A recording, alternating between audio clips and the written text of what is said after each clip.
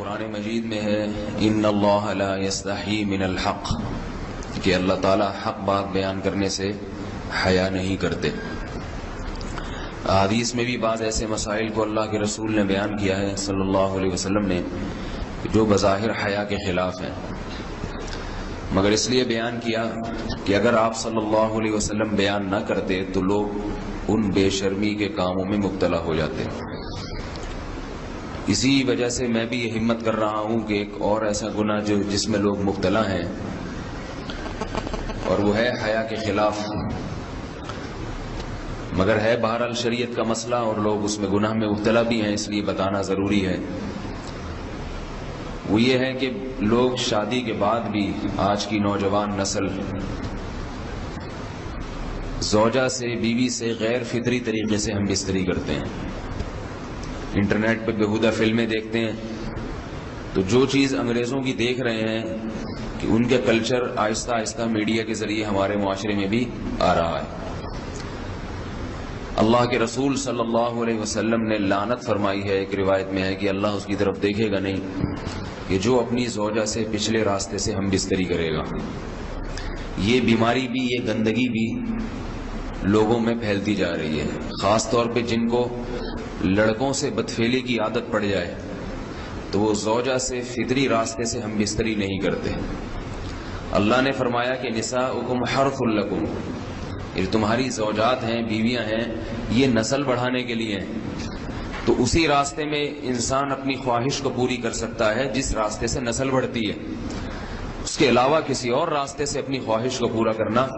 یہ حرام ہے، گناہ کبیرہ ہے، گندگی ہے۔ ہمارے پاس کیسز آتے ہیں، ایک پاک دامن لڑکی کی شادی ہوتی ہے، لڑکا بھی بظاہر بڑا نیک، لیکن کیا ہے، لڑکا چونکہ ٹھرکی ہوتا ہے، شہوت کا درندہ ہوتا ہے، تو وہ یہ نہیں دیکھتا کہ میں اپنی بری خواہش مٹانے کے لیے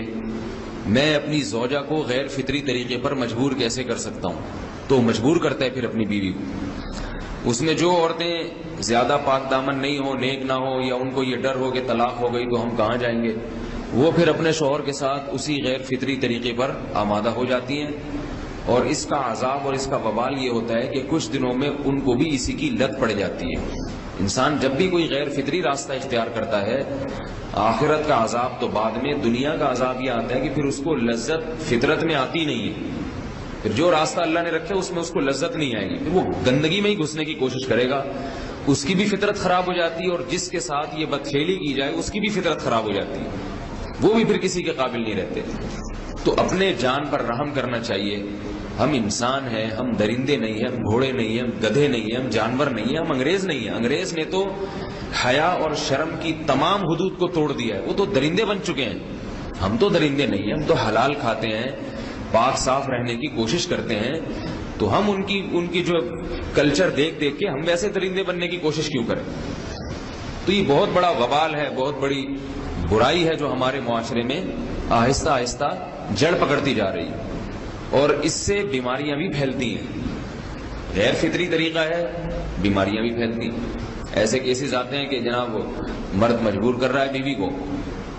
اور وہ بیوی جو ہے ساتھ نہیں دیتی تو پھر اس کو طلاق کی دھمکیاں دیتے ہیں، ایسے کیسز بھی آتے ہیں۔ اور یہ بھی آتا ہے کہ مرد جب اپنی بیوی کو غیر فطری طریقے پر مجبور کرتا ہے، بیوی آمادہ نہیں ہوتی، تو مرد پھر یہ دھمکی دیتا ہے کہ بھائی میری خواہش تو تم سے پوری ہوتی نہیں ہے، پھر میں دوسروں کے پاس جاؤں گا۔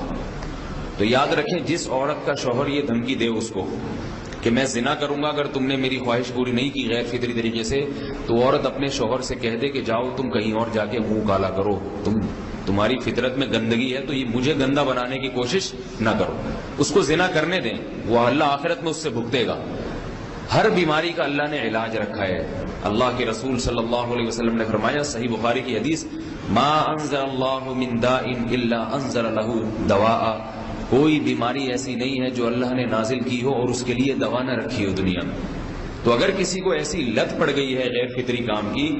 تو اس کو چاہیے کہ وہ اپنا علاج کرائے، ڈاکٹر سے بھی رابطہ کرے، اور سب سے بڑا علاج یہ کہ کچھ وقت صبر کرے گا، چھوڑ دے گا کچھ عرصے کے لیے، تو خود بخود آہستہ آہستہ صحیح ہو جائے گا۔ ایک آدمی شراب کا عادی ہے، ایک علاج نہیں ہے کہ ڈاکٹروں سے رابطہ کرے، بہترین علاج کیا، چھوڑ دے، کتنے دن تڑپے گا، ایک دن 2 دن 3 دن 4 دن 1 ہفتہ 2 ہفتہ بہت زیادہ سال ہو جائے گا نا، اس کے بعد خود بخود ٹھیک ہو جائے گا۔ سگریٹ کا عادی ہے، چھوڑ دے گا تو کتنے لوگ ہم نے دیکھے ہیں دن میں 20 سگریٹ پیتے تھے، چھوڑنے پر آئے تو بالکل ایک دم چھوڑ دی انہوں نے، آہستہ آہستہ کر کے چھوڑ دی، لیکن تکلیف ہوئی مگر عادی ہو گئے۔ تو اب کسی کو یہ لت پڑ گئی ہے غلط کام کی، برائی کی، تو اس کا بہترین علاج یہ ہے کہ وہ اپنے آپ کو بدلنے کی کوشش کرے، ماحول بدلے، اور کچھ وقت صبر کرے گا تو اللہ اس سے یہ عادت چھڑا دے گا۔ نہیں کی، صبر نہیں کیا اس نے، پھر اسی گندگی میں موت واقع ہوگی، پھر آخرت کا عذاب بہت سخت ہے۔